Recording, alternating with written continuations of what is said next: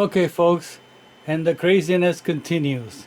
I just completed doing the second sprocket for the track assembly, and I also finished the entire cage for the track assembly.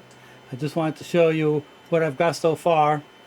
Here's a close-up of the completed cage. This thing is huge.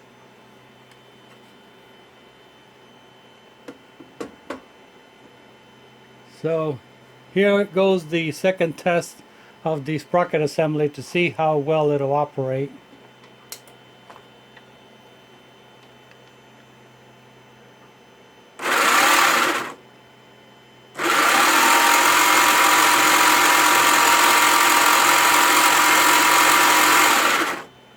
I say it's going about 50 miles per hour. I mean, it wants to move and it doesn't even have no tracks. So I say this experiment is a success.